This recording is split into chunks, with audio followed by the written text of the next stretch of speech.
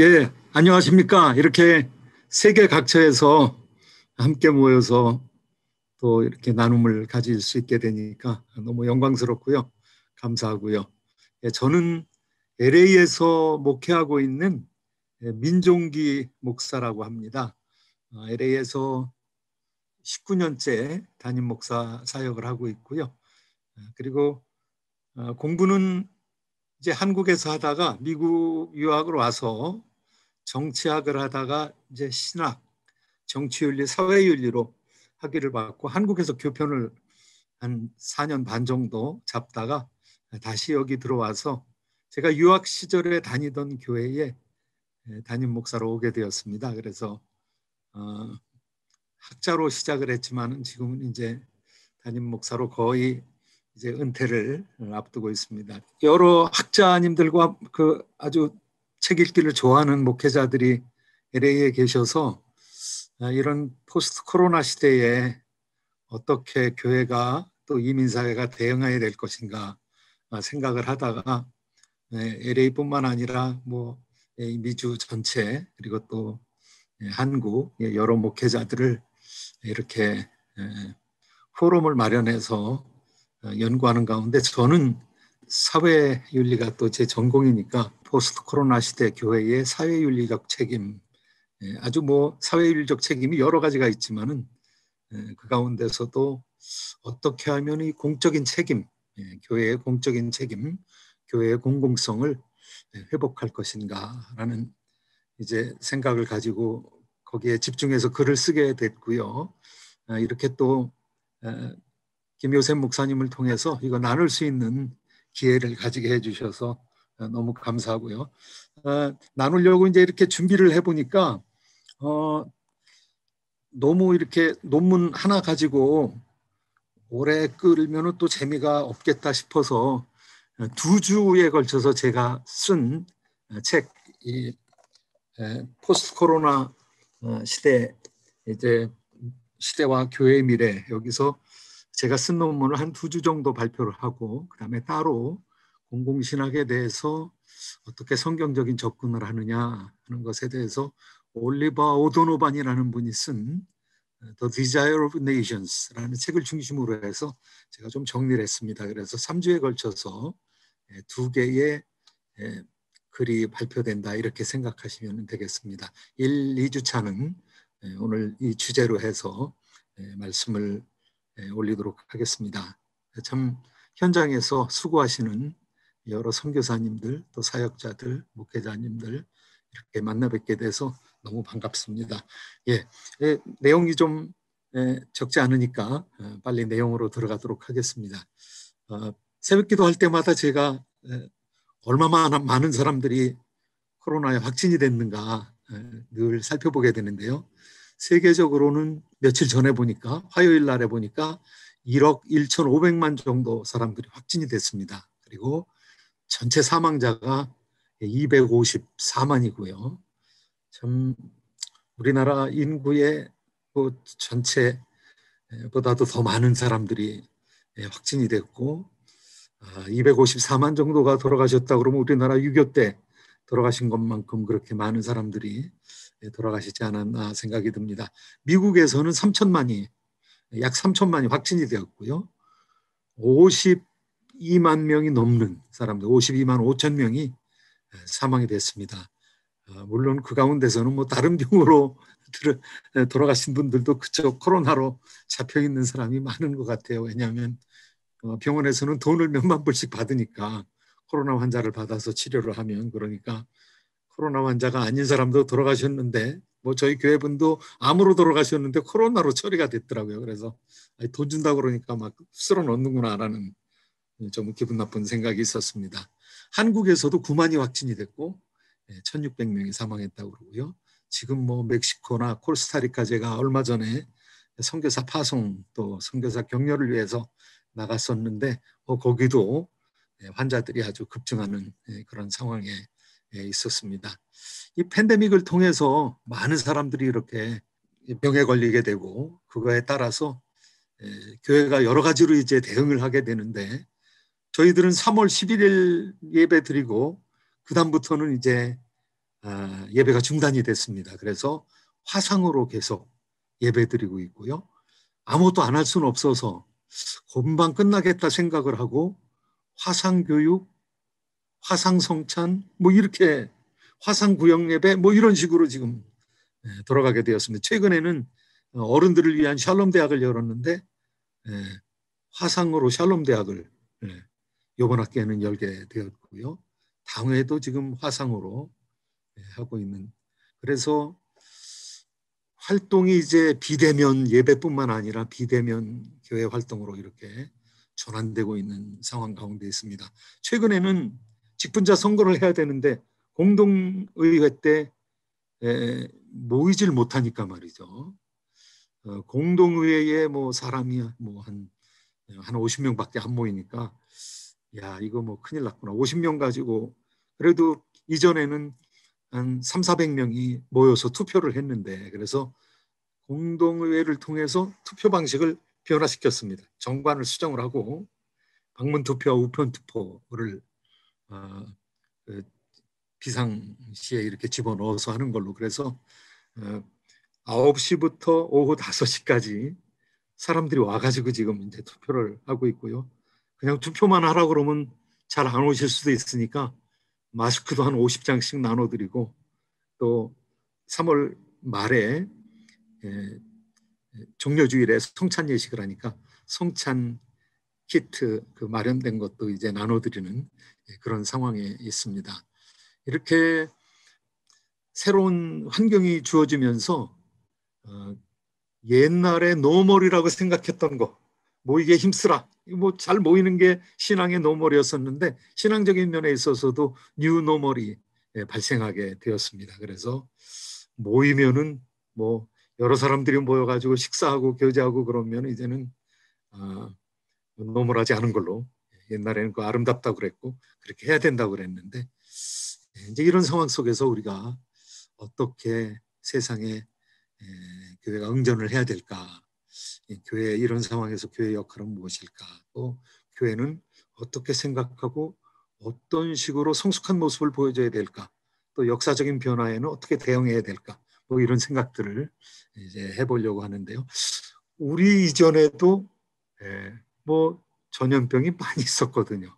지금은 우리가 사실은 전염병으로부터 별로 그렇게 크게 영향을 받지 않는 상황에 있는데 이전에는 뭐 전염병이 너무너무 많았거든요. 그래서 역사 속에서 우리 신앙의 선배들이 어떻게 신앙생활을 하고 어떻게 전염병에 대처했는가를 생각을 하면은 많은 도움을 받을 수 있을 것 같다. 이거 뭐 윤리학이라는 것은 역사신학이나 이 조직신학의 빛 가운데서 그것을 이제 윤리적으로 적용을 시켜야 되는 것이니까 옛날 선배들의 대안, 옛날 선배들의 대응, 이런 것들이 많이 도움이 되지 않을까 생각을 해서 이제 초대교회의 모습을 살펴보았습니다.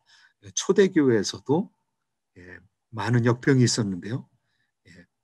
165년부터 180년에 이르기까지 지금 뭐 무슨 병인지는 확실히 알려져 있지 않지만 큰 역병이 있었다고 그렇게 얘기하고 있습니다. 그래서 180년에는 로마 황제 오현제라고 할 수 있는 마르크스 아우렐리우스라는 사람이 죽임을 당할 정도로 많은 사람이 죽었다고 합니다. 로마 인구의 3분의 1, 4분의 1 정도가 죽었다고 그러니까요. 많은 사람들이 죽어갔던 것이죠. 그런데 그 당시에 로마 종교, 이 로마의 이 주도적인 신앙생활을 하는 사람들이 이 전염병에 대한 종교적 실천이 없었다고 그래요. 그런데 교회 성도들은 환자를 돌아보았습니다. 이웃을 사랑하라는 가르침이 있었고 또 신학도 있었습니다. 그리고 실천의 가능성도 가지고 있었습니다. 그래서 이 로마 종교의 도피적인 성향에도 불구하고 기독교인들은 주변 사람들을 돌아보는 그런 선한 모습을 보여주었습니다. 역사상에는 251년에 키프리아누스 역병으로 로마 종교와 사제들이, 귀족들이 병에 안 걸려야 되니까 그냥 아주 그 멀리 떨어져 있는, 병이 안 걸리는 그런 이제 아주 멀리 떨어진 곳으로 도피를 하는 것이죠. 종교의 사제들도 도피하고 귀족들도 도피하였다고 합니다. 그런데 도피할 때는 병 걸린 감염자가 아직도 살아있는데 그 사람들을 버리고 도시에서 떠난 거죠. 그런데 교회는 그 살아있는 사람들에게 이웃사랑을 실천했다고 합니다. 그런 이웃사랑의 실천으로 말미암아 이제 많은 사람들이 참으로 주님께로 돌아오는 역사가 나타났는데요. 그 많은 사람들이 주님 앞에 돌아올 수 있도록 했던 것이 오히려 전염병이 사람들한테 더 많은 이 기독교로 귀의할 수 있는 찬스를 주었던 것이죠. 그래서 어떻게 찬스를 주었는가 하면은 기독교인들은 죽음 이후의 부활에 대한 소망이 있거든요. 그래서 죽음을 앞두고도 위로를 얻을 수가 있었고요. 유기된 사람, 그냥 버려진 사람들한테 구제할 수 있었습니다. 아주 뭐 간단한 병든 사람에게 음식과 물을 나누어주고 그 가운데서 살아나는 사람은 어떤 종교를 택하겠습니까? 로마 사람들은 로마 종교는 자기네들 버리고 갔는데 기독교인들은 이제 자기네들한테 긍휼을 베풀어 주었으니까요. 그리고 죽은 사람들을 매장시켰다고 합니다. 이제 그런 선행이 인정을 받으면서 기독교인들 로마 제국에서 기독교인이 엄청나게 증가가 되었는데요. 로드니 스타크라는 사람이 지은 책에 그분은 사회학자입니다. 사회학자인데 그 초대교회에 어떻게 초대교회가 부흥하게 되었는가? The Rise of Christianity, 기독교의 발흥이라는 책, 또 기독교의 승리라는 책, The Triumph of Christianity. 이 초대교회에 어떻게 기독교가 폭발적으로 성장했는가? 이것이 선교에 있었던 것이 아니라 구제에 있었다고 그렇게 얘기하고 있습니다. 사회학자로서 이제 교회사를 통해서 볼 때 뭐 이렇게 전도하고 이런 것보다는 이런 선행을 행하는 것으로 말미암아 그래서 150년에는 그 당시에 로마 전체 인구가 로마 제국의 전체 인구가 한 6천만 명이라고 볼 때에 150년에 AD 150년에는 5만 명 이하였었는데 200년 만에 350년에 이르러서 3천만이 되었습니다. 한 52.9%에 이르게 되었다고 하고 있거든요. 그러니까 53% 정도 됐으니까 폭발적으로 성장을 했는데 연평균 3.4%의 성장률을 보였다고 합니다.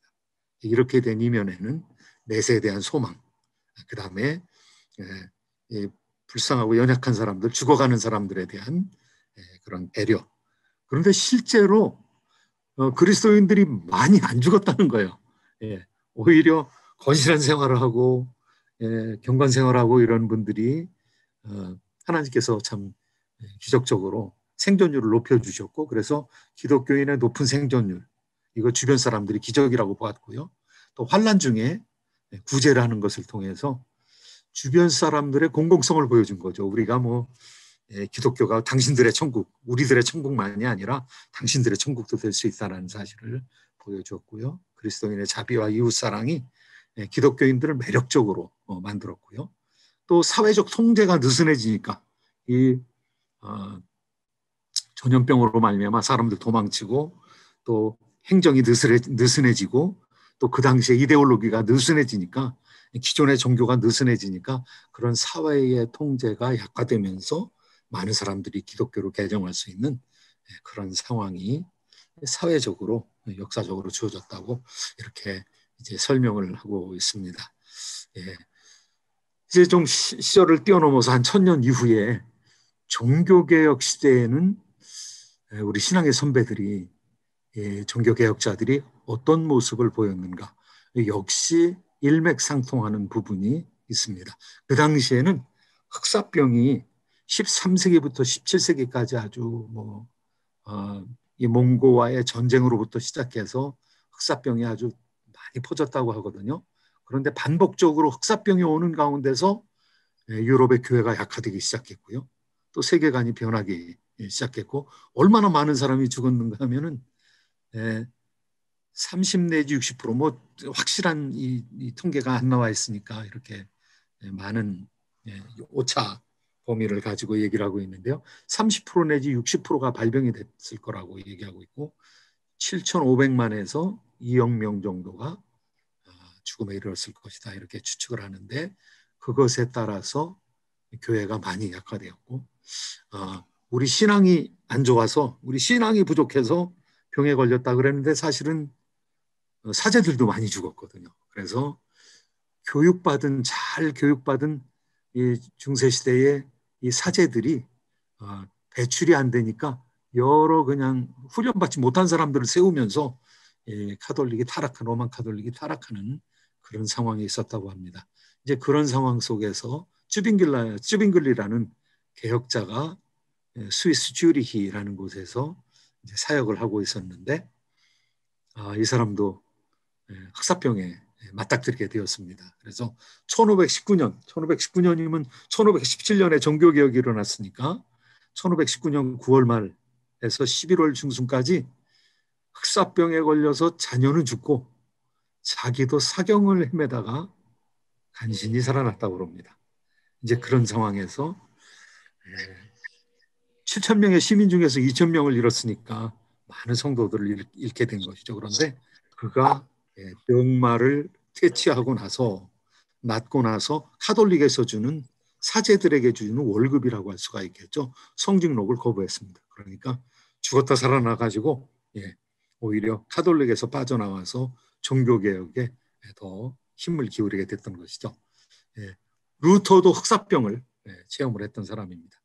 1527년에 치명적인 전염병으로부터 도망쳐야 하는가 이런 소책자를 쓰면서 신비적인 믿음이 병을 이긴다고 생각하지 말아라.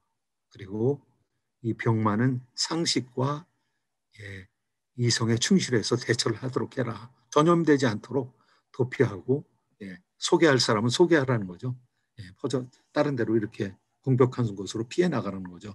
그렇지만 교육자들한테는 사명을 피하지는 말아라. 이렇게 얘기를 했습니다. 루터 자신은 사명자였기 때문에 자신이 사역하고 있는 비텐베르그 시에서 떠날 수가 없었습니다. 그래서 비텐베르그 시의 담임 목사 요하네스 부겐하겐 친구입니다.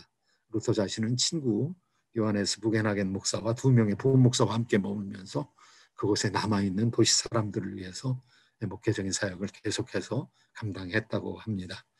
이제 뭐 장로교회 이제 비조가 되는 장 칼뱅, 우리가 존 켈빈이라고 하는 그분이 제네바 교회에서, 제네바는 스위스의 가장 서쪽에 있는 그런 도시입니다. 그리고 프랑스하고 인접해 있는, 프랑스에서 넘어온 많은 이제 이민들이 있는 상황 속에서 그곳에서 제네바 교회를 돌보고 있었는데 제네바 교회에서 1차적으로 목회를 하다가 이제 쫓겨나게 됩니다. 스트라스부르크 가가지고 몇 년을 살다가 다시 이제 2차로 돌아와서 사역을 하게 되는데 제네바에서도 1542년에 흑사병이 창궐했다고 합니다. 그래서 2차 목회 시에 제네바 병원을 개혁을 해서 병원이 더 이 병마에 적극적으로 대처할 수 있도록 그렇게 했는데요. 목회자와 시민이 공동 책임을 지고, 그 이전에는 로만 카톨릭에서는 어떻게 했느냐 하면은 목회자나 수사들이 병원을 책임지고 그 병원에서 긍휼과 자비를 베풀었는데요. 켈빈의 시대에는 목회자와 시민, 집사, 장로 이런 평신도들과 함께해서 공동 책임을 지면서 환자와 가난한 자와 나그네에게 도움을 주었습니다. 그러면서 교역자들을 병원에 파견해야 되는데 그 병원, 이 제너럴 호스피털, 이 종합구병원이 바로 제네바시하고 인접한 성벽이 맞닿아 있는 곳에 있다고 그래요. 그래서 그곳에서 사람들이 죽어가니까 흑사병 걸린 사람을 모아두니까 그 장소가 뭐 흑사병의 인큐베이터 같이 돼버렸습니다. 근데 목회자가 가가지고 그곳에서 죽어가는 사람들에게 참 천국으로 인도해야 되지 않습니까? 그래서 믿음을 다시 확인하고 죽어가는 사람들한테 이제 목회적인 배려를 하는데 볼랑쉐라는 목회자가 파견되었는데 칼빈의 동역자입니다. 그런데 파견이 돼서 뭐 몇 달 만에 죽었다고 합니다. 그래서 이제 나머지 목회자들 가운데서 켈빈은 가고 싶은데 켈빈이 그 당시 교회 대표가 되니까 그 당시 뭐 장로였던 시의원들이 당신 가면 안 된다고 금지를 시키고 부목사님들이 투표를 했다고 합니다. 제비를 뽑아가지고 걸렸는데 그 걸린 사람이 못 가겠다고 그렇게 하니까 마티유 제네스톤이라는 사람이 파견이 되었습니다. 그 사람도 몇 달 안 돼서 돌아가시게 되었습니다. 그러니까 교역자들이 뭐 미국에서 초기에 방역복도 없으면서 병원에 가서 환자들을 돌보면서 코로나에 걸린 사람들이 많이 있었거든요. 이제 그런 참 열악한 상황에서 교역자들이 시민들과 이제 함께 하였다고 합니다.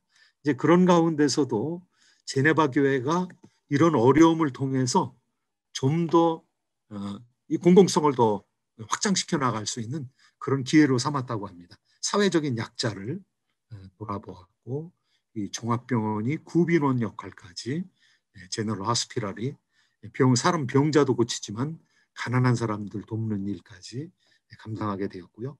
프랑스 구호기금 만들었습니다. 왜 프랑스 구호기금이었냐 하면은 제네바에서 돈을 내 가지고 프랑스에서 이민 온 사람들이 나그네였거든요.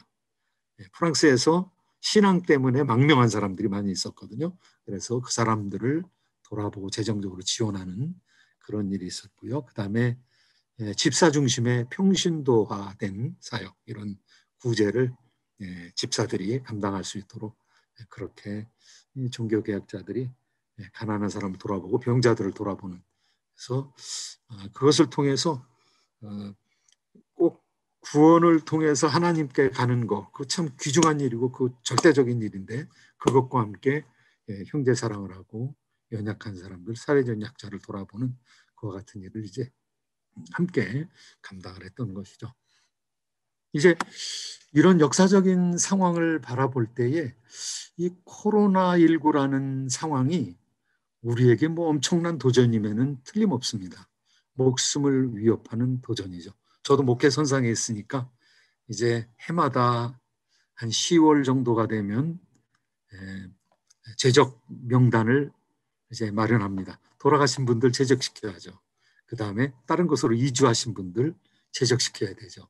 또 다른 교회 등록해서 이사 가셔서 다니시는 분들 재적시켜야 되죠. 그런데 작년에 이렇게 재적을 시켜보니까 너무너무 가슴이 아픈 거예요. 왜냐하면 돌아가신 분들이 여러 분 되시는데 어르신들이 이제 코로나로 돌아가신 분도 있고 또 코로나 블루로 뭐 고립이 되시니까 저분은 그냥 우리가 좀 더 신방하고 찾아가고 그러면은 좀 고립에서부터 벗어나서 또 새로운 마음을 가지고 회복되실 분인데 좀 안타까운 마음이 있더라고요. 코로나 블루 또 다른 병으로 해서 예년보다 훨씬 많은 분들을 재적을 시켰습니다.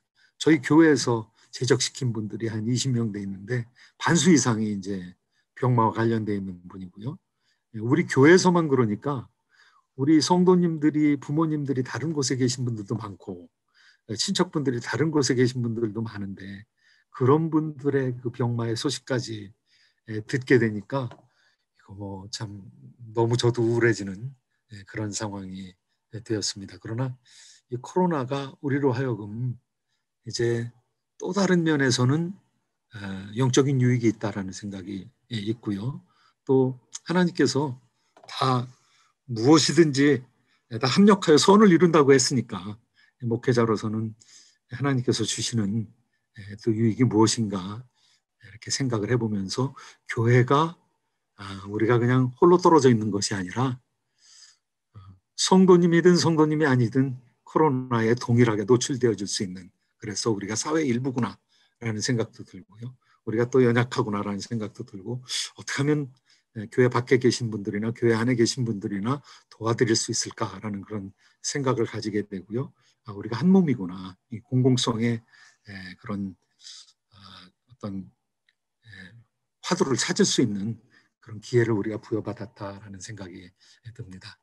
이제 공공성을 얘기하는 데 있어서 우리가 하나다라고 생각하는 것보다는 이 기독교인이 하나라는 것은 우리가 구원받았다는 것에 대해서 큰 일체감을 가지고 있죠.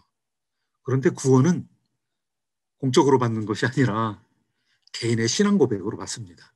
그런데 에르스트 트렌치라는 Social Teachings of Christian Church라는 그 책에서 기독교의 사회적인 가르침, 거기서 이분이 강조하는 것이 사회적인 것을 강조하기보다는 공적인 것을 강조하기보다는 구원에 있어서는 개인주의적인 무차별성을 성경에서 가르치고 있다, 이렇게 얘기를 하고 있습니다.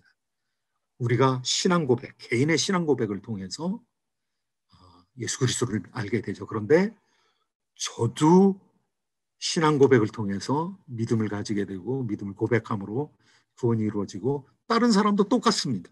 그리고 세례받는 사람도 다 세례 교육하고 동일하게 예수 그리스도에 대한 신앙을 고백함으로, 그러니까 같은 믿음, 같은 세례, 같은 구원, 같은 성령, 네, 같은 성찬에 참여함으로 우리가 하나됨을 확인하기 때문에 이 구원은 개인주의적인 무차별성을 가지고 있지만은, 그러나 이 동일한 개인주의적인 체험이 공동체를 이루는 보편 기반이 된다라고 이제 생각을 하면서 우리 교회가 이래서 한 몸이다. 같은 믿음에 서 있기 때문에요.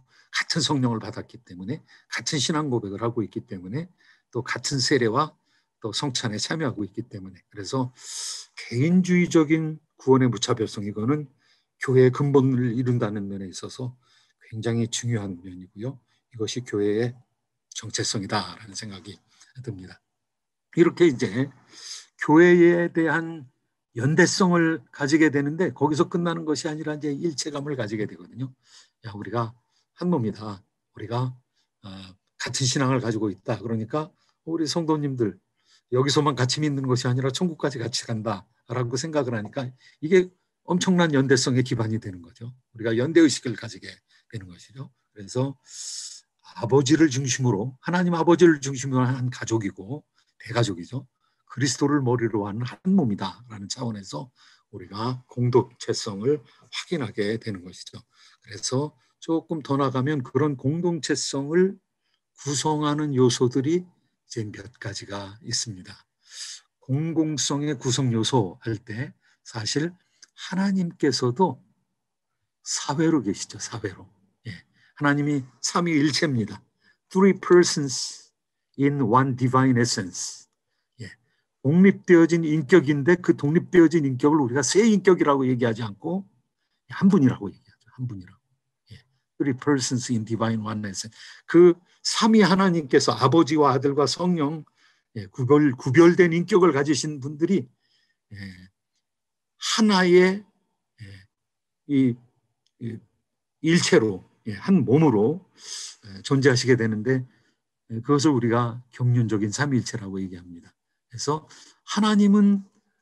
하나님께서 디바인 소사이어티, 이 삼위 하나님께서 나눌 수 없고 흐트러질 수 없고 또 완벽한 교제와 일치와 동역과 협력과 조화와 연대를 이루는 그런 경륜적 삼위일체 속에서 계시기 때문에 하나님께서 우리를 하나님의 형상으로 창조했다 그랬는데, 이레나이우스 같은 사람은 하나님의 형상의 복수성을 얘기합니다. 뭐 칼바르트 같은 사람도 남자와 여자로 창조했다. 이것이 하나님의 형상, 남자도 하나님의 형상이고 여자도 하나님의 형상이고, 이 둘이 이루는 일체와 동역과 교제와 협력과 조화, 이것이 하나님의 형상의 복수성이라는 거죠. 그래서 이 하나님의 형상의 공동체성이 창조되면서부터 인간 속에 들어가 있었고, 아담 혼자를 창조했을 때는 홀로 독처하는 것이 좋지 않다. 이렇게 좋지 않다고, 죄가 들어오기 전에도 좋지 않다고 얘기하고, 두 사람을 창조해 놓고 남편과 아내가 함께 있을 때 심히 좋았더라. 이렇게 말씀하시거든요. 그런 면으로 볼 때 하나님의 형상이 이 사랑과 일체와 조화의 형상인데, 그것이 인간 부부 속에 실현되었고, 부부의 지극한 사랑 속에서 자녀들이 태어나고 그 자녀들이 하나님의 공동체에 들어오게 되는 것을 통해서, 그리고 그 최초의 인류가 사실은 최초의 교회였던 것이죠. 하나님의 돌보심 속에서 있었던 교회. 이제 이런 면에서 우리가 공동체성을 가지고 있고 교회가 이 공동체성을 가지고 있는데, 이런 공동체성이 교회 내적인 공공성이 있고 교회 이제 외적인 공동체성이 있는데, 그것을 이제 한 세 가지 정도로 이렇게 살펴볼 수가 있을 것 같습니다. 교회 내적인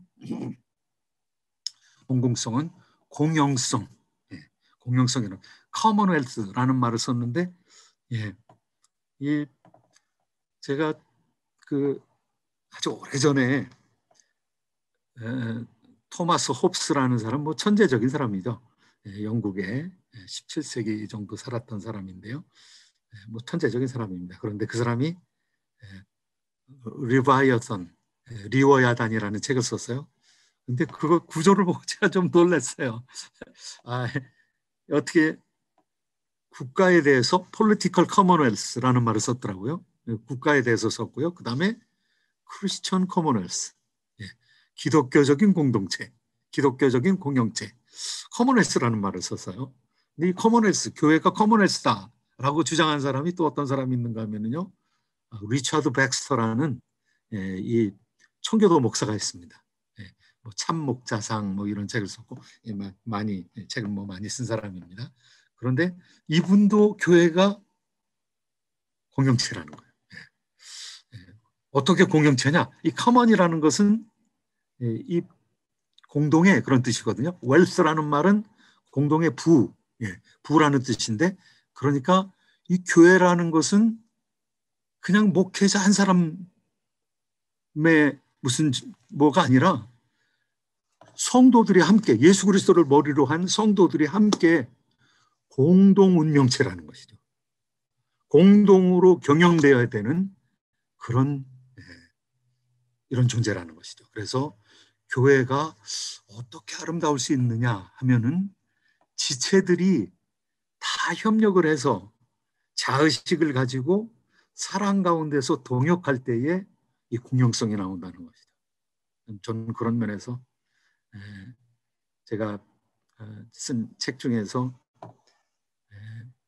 목회 세습 하늘 법정에 세워라 이런 책을 쓴 몇 년 전에 썼던 적이 있는데요. 이 공영성을 우리가 망각하면은 교회를 목회자의 소유처럼 생각해야 되는 이제 잘못에 처하게 되죠. 그래서 이 공동체성이 아름답게 예수 그리스도의 몸으로서 나오게 되는 것이 공영성이고요. 또 두 번째는 공정성. 하나님께서는 이 교회를 세상에 대한 빛으로 소금으로 삼으시기를 원하시는데 이 세상 사람들의 기준보다도 훨씬 탁월한 기준을 가지지 않으면 안 되거든요. 그런데 하나님께서 어떻게 교회를 이 세상 가운데 내놓으시기를 원하셨는가 하면요, 공정성을 가지고 있는 그런 존재로서, 그러니까 거룩한 나라로서 모습을 보이려고 했고, 공법을 시행함으로 말미암아 온 세상의 모판이 될 수 있는 제사장 국가로 세우려고 그랬거든요. 그런데 제사장이 의로움이 없으면 뭐 예식적인 의로움도 있지만은, 그런데 제사장의 삶 가운데 의로움이 나타나지 않으면 제사를 지내기가 힘들어지는 것이죠. 그런 면에서 하나님께서는 구약교회를 세우고, 뭐 신약교회도 마찬가지입니다만 구약교회를 세우실 때 참 아름다운 공동체로 이 세상 사람들이 보고 저기에는 빛이 있구나, 저기에는 자비가 있구나, 저기에는 정의가 있구나, 그런 모습을 보여주려는 의도를 가지고 이 정의로운 공동체로 세우려고 했던 것이죠. 그래서 이스라엘 백성들한테 토지를 자유민들한테 다 나눠줬습니다. 12지파한테 토지를 다 나눠줬습니다. 그리고 토지는 사고 팔지 말아라. 그 토지는 기업이니까 기업을 다른 사람한테 넘기지 말고 토지는 영원히 사고 팔지 말아라. 물론 뭐 도시 안에 있는 집이나 이런 것들은 사고 팔 수가 있지만은 너의 식량을 만들어낼 의식주의 기반이 되는 토지는 그거는 기업이니까 그 기업을 팔지 말고, 너무 힘들어가지고 팔았을 때는 면제년에 빚을 탕감해주면서 안식년에 빚을 안식년을 면제년이라고 그러죠. 그 다음에 그것도 안 되면은 50년째, 49년째가 안식년이고 50년째가 희년에 이르면은 다시 분배를 세우는. 그리고 뭐 초기 이스라엘의 삶 가운데서는 관공서에 무슨 정의를 구현하는 그런 법적인 질서나 그런 어떤 뭐 경찰이라든가 뭐 이런 것들이 발전되어 있지 않기 때문에 가족 가운데서 가장 가까운 사람이 고엘이라고 해서요, 구속자가 됐는데 그 친족 구속자가 고엘이 원수 갚는 일까지 했죠. 그래서 이스라엘의 죄를 응징을 해야 되는데 응보정의를 얘기하고 있습니다. 뭐 다른 사람을 잘못해서 도끼 날이 빠져가지고 다른 사람을 쳐서 죽였을 경우에는 그 사람은 그냥 이 도피성으로 들어가서 숨을 수 있었지만 그래도 도피성까지 쫓아가가지고 그 사람이 살해를 한 거다. 이건 뭐 1급 살인이다. 의도적으로 죽이려고 죽인 거다. 그러면은 응보정의를 시행을 해야 됐던 거죠. 그래서 피해 보복자를 하나님께서 세우셨어요. 분배정의뿐만 아니라 응보정의. 그 다음에 가난한 사람들이 회복되어질 수 있도록. 이게 참 세상의 정의관념에서는 보기 힘든 측면입니다. 밭에 농사를 질 때는 구탱이는 그냥 남겨라. 혹시 잘못해가지고 이삭이 떨어졌으면 그 이삭 줍지 말아라. 그래서 가난한 사람들이 그거 먹을 수 있도록, 밭에 구탱이에 있는 거 그거 먹을 수 있도록 하고, 안식년이 오면 농사 짓지 말아라. 그래서 가난한 사람 나그네들이 와서 마음대로 따먹을 수 있게 하고, 과일을 거둘 때도 몽땅 다 따지 말아라. 그래서 가난한 사람들이나 연약한 사람들이 와서 그거 먹을 수 있도록 해라. 그래서 연약한 사람들이 회복되어질 수 있도록, 뭐 희년과 안식년이 결정적인 회복의 정의를 얘기하고 있죠. 그런 면에서 공정성을 가져야 되는데, 신약 공동체에서도 이 구제가 강조되고 있는 것이 바로 이런 공정성의 문제와 연결이 있다고 하겠습니다. 공선성, 많은 사람들이 보기에 저 사람들 선한 사람들이구나, 착한 사람들이구나, 선한 사마리아인처럼 긍휼한 마음으로 다른 사람을 돌아볼 수 있는, 뭐 희년 많이 지키지 못한 것 같아요. 그래서 하나님께서 억지로 희년을 지키게 하시는데 70년 만에 돌아올 것이라고, 이스라엘 역사 한 500년 되는 역사 가운데서 제대로 희년을 지키지 못했기 때문에 70년 동안 토지를 놀리겠다, 하나님께서 이렇게 말씀하시고, 그리고 다시 돌아오게 하겠다고. 그래서 하나님께서 공적인 선을 이루기를 원하시는데, 하나님께서 이제 예언자를 통해서 질타하는 것은, 너희들이 하나님의 백성인데 어떻게 소돔의 백성과 고모라의 관원이 되었느냐, 이렇게 하나님께서 말씀하시면서 이사야를 통해서 질타하시는 모습을 보면, 우리 교회가 공영성, 공정성, 공선성, 이것을 보여줄 때에 참으로 이 공적인 차원에서 참으로 좋은 이름을 가지고 하나님께 영광을 돌리는 교회가 될 수 있다라고 생각을 하고요. 그 다음에 이제 교회 밖에 대해서가 우리가 어떻게 공공성을 드러낼 수 있느냐 할 때는 공개성입니다. 언덕 위의 집입니다. 너희는 세상의 빛이라. 너희가 너희를 빛을 등불을 켜가지고 말 아래 두지 아니하고 등경 위에 둔다고 그랬는데, 그래서 많은 사람들이 너희의 빛을 보고 하나님께 영광을 돌리게 하려 함이라. 이 공개성. 세상에 우리가 접근하는 방법이 있는데요. 뭐 선교적인 정책이라고 할 수가 있겠습니다. 소금의 방법. 그것은 크리스천을 임을 드러내지 않고 은밀하게 접근하는 방법이 있는가 하면은 빛의 방법이 있죠.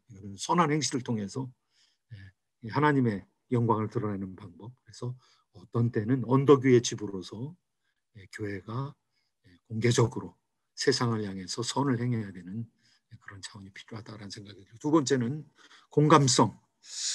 선한 사마리아인이 그 다친 사람을 이제 긍휼히 여겼다고 얘기를 하고 있거든요. 긍휼히 여겼다고, 긍휼히 불쌍히 여기고 도와줬다 그랬는데, 이 세상의 어려움과 같이 느끼는 그런 공감성, 임패티, 이게 필요하지 않은가 싶은 생각이 들고요.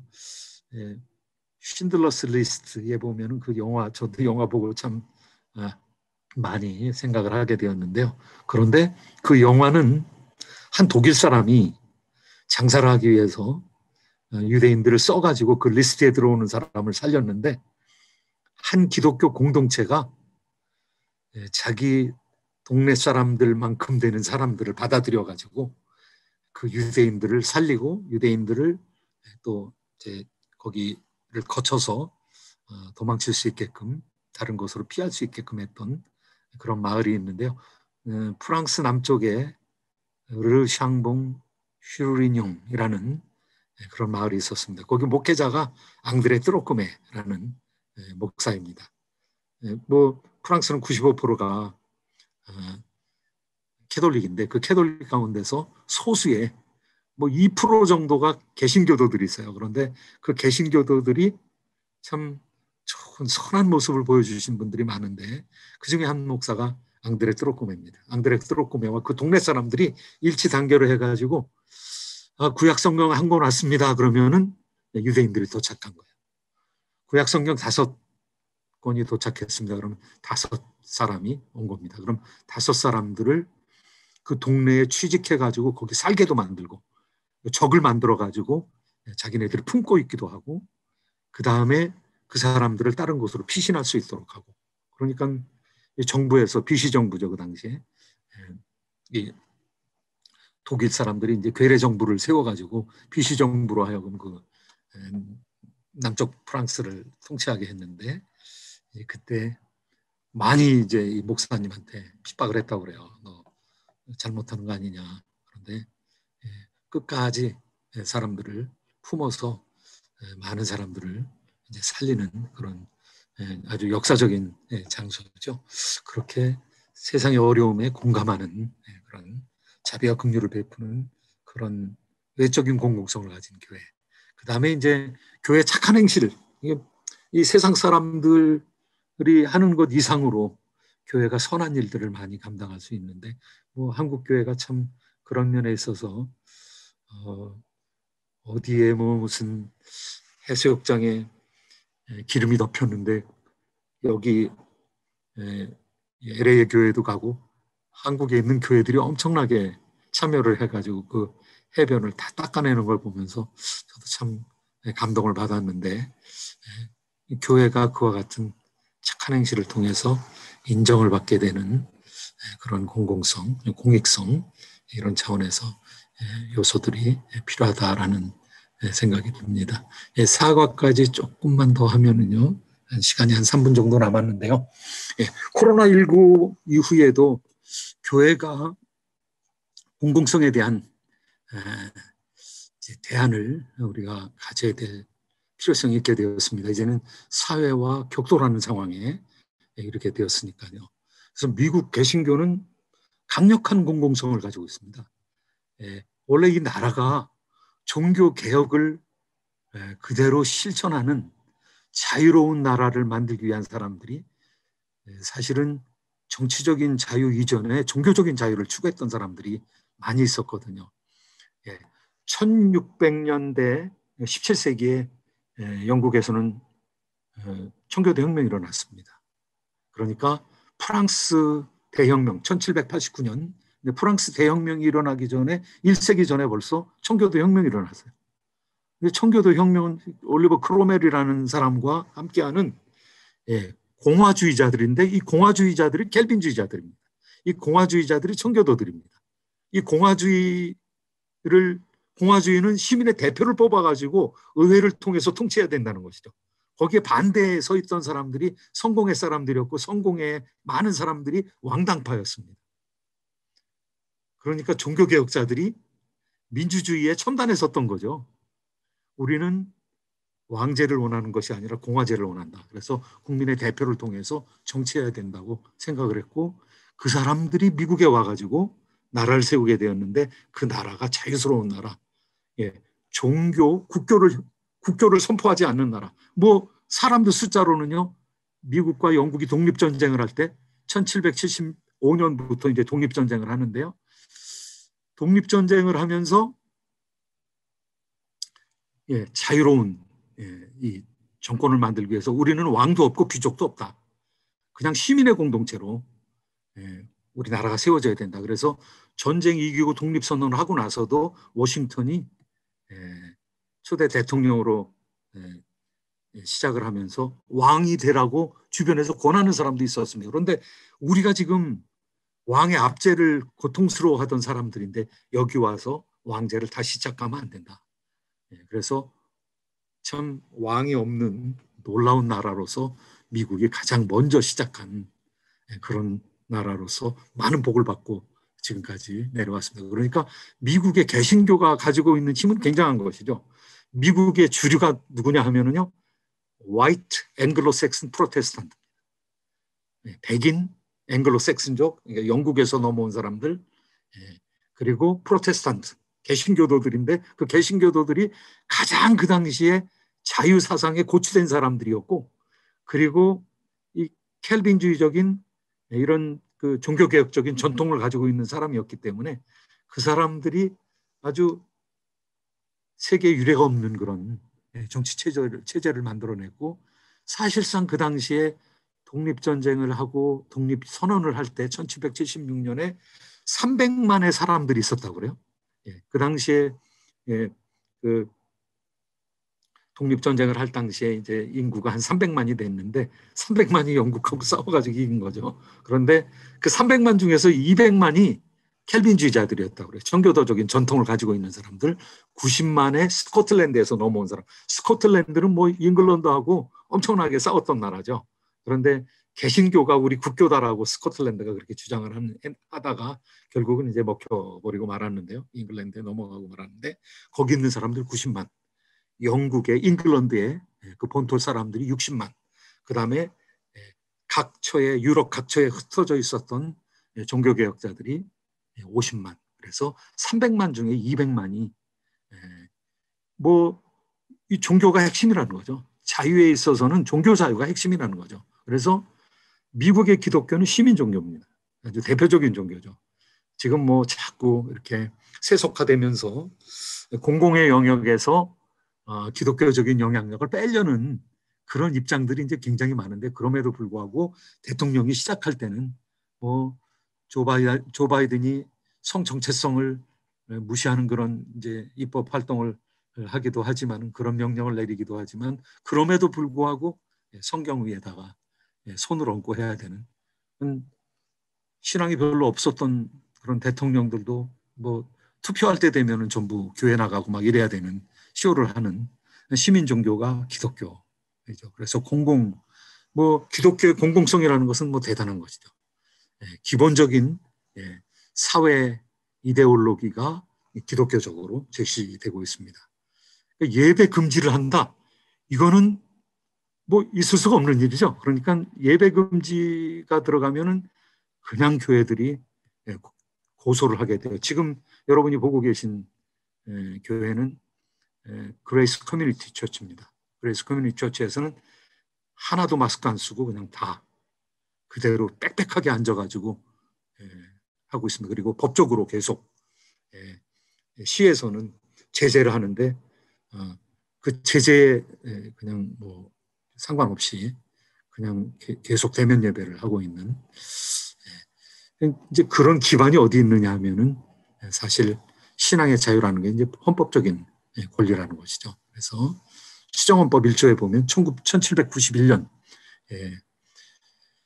의회는 종교를 만들거나 자유로운 종교 활동을 금지하거나 발언의 자유를 저해하거나 출판의 자유, 평화로운 집회의 권리, 그리고 정부에 탄원할 수 있는 권리를 제한하는 어떠한 법률도 만들 수 없다. 그래서 이 종교 자유를 제한하는 많은 행정명령들이 있었는데요. 연방대법원에서나 또 주법원에서 다 패소했습니다. 예배 규제하는 거 다 패소했습니다.